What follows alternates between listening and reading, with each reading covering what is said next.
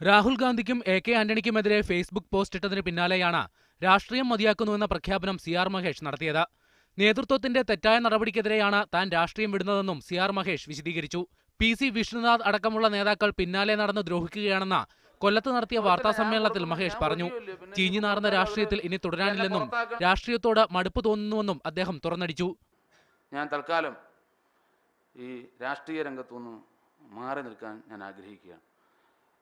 കോൺഗ്രസ് രക്ഷപ്പെടണം, കോൺഗ്രസ് രാജ്യത്ത് തിരിച്ചു വരണം.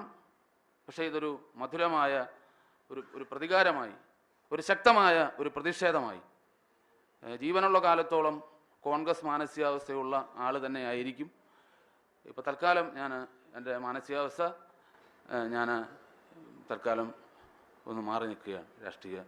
കോൺഗ്രസ് രാഷ്ട്രീയത്തോട് വിട പറയുന്നുവെങ്കിലും മറ്റൊരു പാർട്ടിയിലേക്കും പോകില്ലെന്നും സി.ആർ. മഹേഷ് പറഞ്ഞു. കരുനാഗപ്പള്ളിയിൽ നിയമസഭാ തെരഞ്ഞെടുപ്പിൽ തന്നെ പരാജയപ്പെടുത്തിയത് കോൺഗ്രസ് നേതാക്കളാണെന്നും സി.ആർ. മഹേഷ് ആരോപിച്ചു. സി.ആർ. മഹേഷിന്റെ ഫേസ്ബുക്ക് പോസ്റ്റിനെതിരെ നേതാക്കൾ ഒന്നടങ്കം രംഗത്തെത്തിയ സാഹചര്യത്തിലാണ് രാജി എന്നാണ് വിവരം. മീഡിയ 1 കൊല്ലം.